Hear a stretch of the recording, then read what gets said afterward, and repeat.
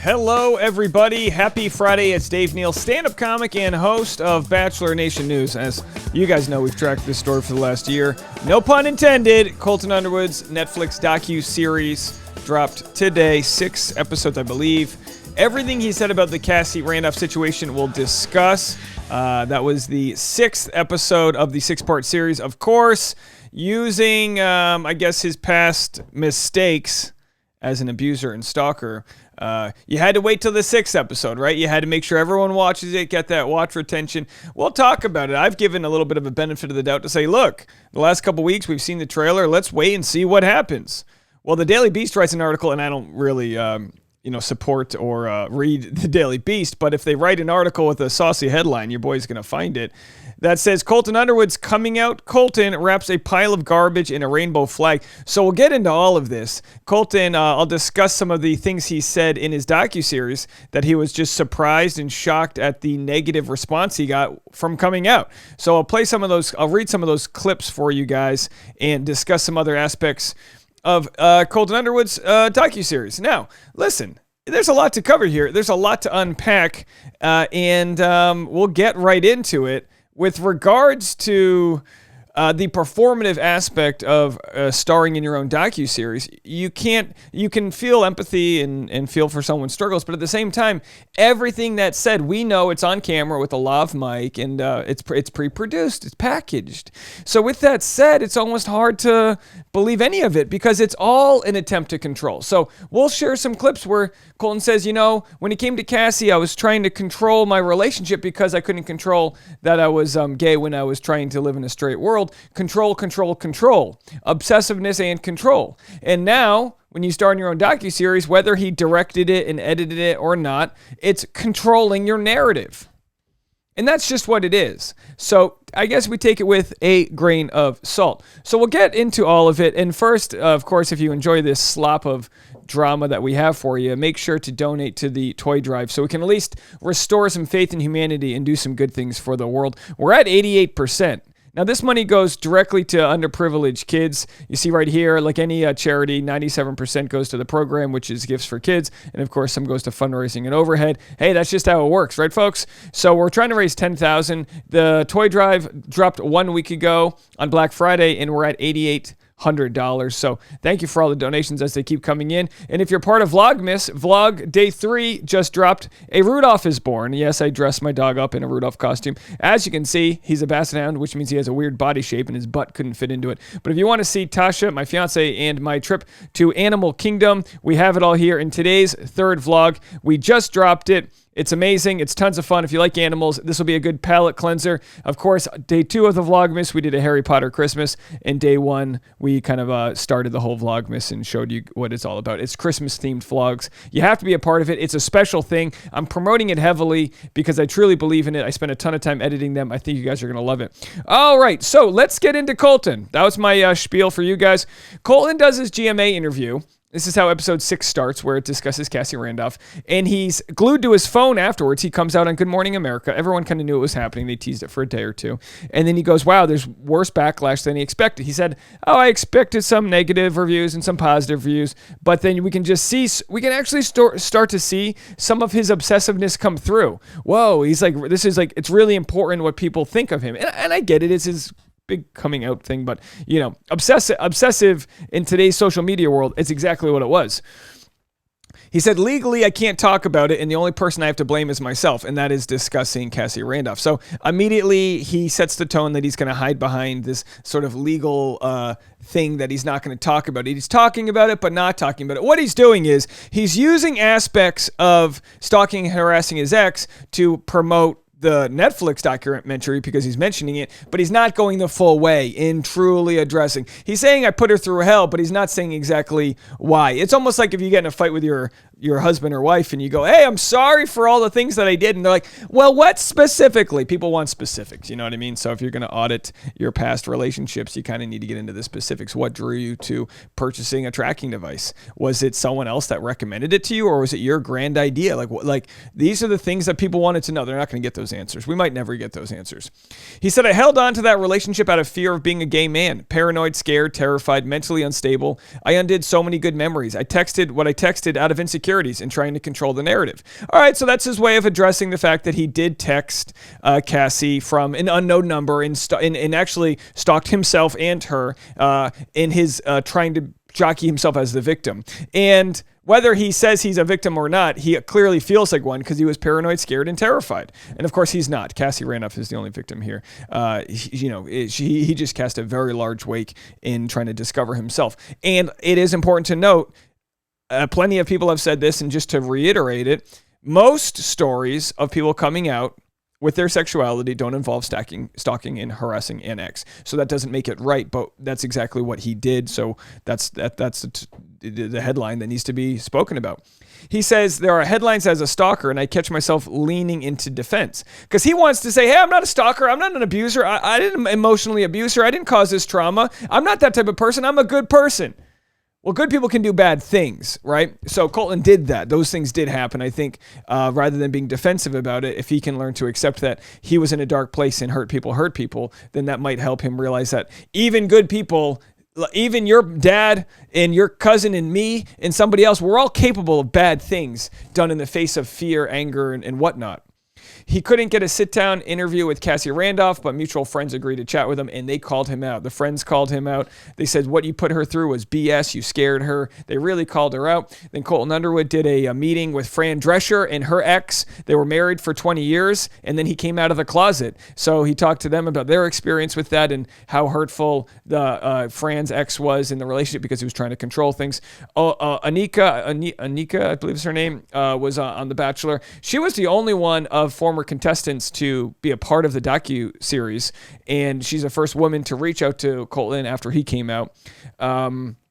Colton told her, which was very interesting, that he believed that if he went on the show, because he had already been on Grindr, he had already made out with guys and fooled around and done other things, but he believed if he went on the show, found someone, and then started having kids, that he could jump right into being a dad, and maybe he says, maybe kids are going to make me straighter. That's what he said. Kids are going to make me straighter. That's what he thought. And you can feel for someone for being so desperate to think that. Fantasy suites. He said, if I lose my virginity in the fantasy suite, it'll make sex might make me want to be straight. So all the different things. Colton slept in sweatpants with Tayshia to avoid, fooling around with her. He said Tayshia was so respectful, nurturing, and great. So a lot obviously to unpack there. So let's get right into it here. In this scathing article about how Colton sort of wrapped all of his garbage in the coming out story here, I'll read a couple excerpts. Coming out, Colton would like us to believe that it's part of that work. But if the past few years of celebrity and corporate apologia have taught us anything, it's that a proper I'm sorry should contain a few basic elements that are missing here. Underwood alleges he is legally barred from naming the specific actions that he's supposedly owning, and although it's entirely possible he made restitution to Cassie during their private interactions, that remains uncertain. Underwood says that they have not discussed the project and that he doubts he'll hear from her after its release. A source close to Cassie Randolph did, however, provide a comment to Page 6. Cassie really just wants to move past any drama having to do with Colton. She's being roped back into all this Colton mess because of the Netflix show. There are a lot of bad memories associated with the end of their relationship, and she wishes there was a way to completely separate herself from his narrative. Underwood never denies any of the allegations made against him. At one point, he meets with mutual friends of his and Cassie's, one of whom tells him that regardless of what he was going through as he came to terms with his sexuality, what you flipping put her through was BS. The alleged stalking, Underwood repeatedly says, was a desperate grasp for control. Randolph was a woman he thought would either turn him straight or prove he was gay once and for all. He says he self-medicated with Xanax, and at one point he took so many he thought he wouldn't wake up. Reverend Nicole Garcia's advice to him regarding how to move on from that, the best thing you can do is work on you and face up to what you've done before you get in your next relationship, before you go in and flip up somebody else's life. Take responsibility for what you've done and then work on not doing it again. And of course, this Reverend is a trans woman, and she lived, I believe she said, apologies if I have this wrong, that she spent 8 years as a man in a relationship where he lied about his true identity, and that hurts people. And, the problem here is you talk about what's premeditated versus what's lying to yourself. I fully believe Colton Underwood was lying to himself, that he could make himself straight. I've got friends, and it's not a sin to struggle with your identity. That's not a sin. We need to have compassion and grace for people when that happens. The only problem, though, is that here we try to do that. But as they said in this article, you have to wonder, let's go to the bottom of this article, none of this can be made for the right reasons. Let's see if we can find the bottom of this article here. So, the reasons. Everything, when it comes down to it, I'll read this. As hard as this production works to telegraph sincerity, however, it's hard to shake the feeling that none of this is being done for the right reasons. As cynical observers might have expected, this docuseries, best read with forceful air quotes, frames last year's upheaval as a dark spot on Underwood's road to coming out. I'm trying to do right by a community that I've run from. But if the argument for coming out Colton's existence is its potential evangelical power, the chance that it might teach straight bachelor gossip hounds or football fans about the gays in our history, perhaps we should have waited for him to finish the readings before streaming the trailer for his book report. So essentially they're saying this whole docuseries is like the first 2 weeks of him coming out. So how can people possibly learn from him when he hasn't learned what cis means or what, he's, learning what the Stonewall riots are, things that might be foreign to someone who's ignorant to the struggle of gay rights in our country, but to people that have lived it, fought it, breathed it, it's like, how could you not know this stuff? And how could you be the face of a documentary? And again, obviously, through his learning of all these things on the documentary, the idea is that it'll teach people that look like him. And I had someone in my comment section say, we have enough straight white men, we don't need him. And my thought to that was, true, but also, if people can hear his story, straight white men that are either athletes or in the Catholic Church, because he was an athlete who came from the Catholic Church, or other religious, backgrounds, if they can hear his story and relate to that more than, say, somebody who was a theater kid who came out. And if you're an athlete, you might go, well, it's easy to be, and again, this doesn't make it right, but the justification, it might easily be come out as a theater kid, but I was an athlete. My whole ego and alpha male status and all these things were attached to a persona that I was living as a lie. It's harder to come out. And the facts are, it has to be true. It has to be true that it's harder. Well, I don't want to say harder, but it has to be true that there are struggles within the athletic world to coming out because no one does it. So why is it that out of the dozens of thousands of active professional, like top tier sport athletes out there, that I can only name 2-3 that are openly gay? So clearly Colton's story could help that, but at the same time, that's not the problem. The problem, of course, is profiting off of and not properly apologizing for the specifics of what actually went down. It's a start, I guess. Everything Colton Underwood said about ex-girlfriend Cassie Randolph during coming out Colton. So let's just see if there's anything we missed here. I think that was a wake-up call. He said, I'm sad that it even got to that point to where they had to be my wake-up call, and me affecting other people in my life was sort of the moment that I realized I had to come out. Of course, talking about the restraining order. Obviously, I wish I would have had the courage to come out without having to be pushed. So it's just constant need to control his narrative, and we see that continue through the docuseries. And what's wild is, guys, this is, again, you get torn, right? You can watch this and get goosebumps because you see a guy who comes out to his father, you see this story and all that, but it's also, like we said before, it's so performative that this is the product of really good crisis management. This is somebody who sat down with his team and said, how do I best maximize the profitabilities and future work abilities of my brand, Colton Underwood, and how do we move past the blip that was 2020, stalking and harassing my ex. And of course, look what drops 36 minutes ago. Colton Underwood takes us inside his Colorado home. I built it as my sanctuary. And then it's fluff piece after fluff piece. Now, yes, they addressed the Cassie situation, but he talks about he spent a year building a home and now he's ready to move on. And he's, I don't really know at this time what the future is holding. I have a couple of really cool projects that I'm working on. What are you working on? And as far as business goes and professional life goes, what's your profession?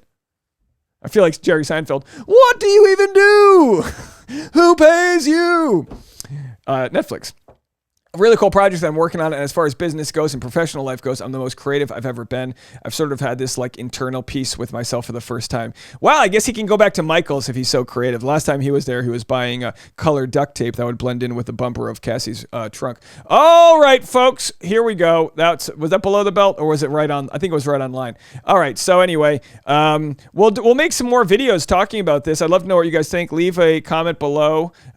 Make sure to like this video. If this is too much and it's too triggering. I totally get it. Go watch my puppy video, my Animal Kingdoms video. I'm not kidding. If you need slow motion basset hounds running in reindeer costumes, who am I to stop you? Track that story. All right, so I don't know. We'll keep on talking about this. Obviously, Cassie Randolph was asked to be on this project, and I'll tell you what her people said and why she why she refused to be a part of the project, and what you guys are saying about how tone deaf, and I guess that's a word we're trying to switch. So how dysfunctional of an idea it is to discuss. Like why he thought Cassie would want to be a part of this project. So we'll get into all of that. Again, the Vlogmas is live, so you can actually click this button right here to go watch Vlogmas Day 3. If you're late, go start watching 1, 2, and 3. They're short videos. All right, folks, we'll talk to you in a little bit. It's raining. Luckily, we've got ponchos, so we're doing all right, but hopefully this rain passes soon.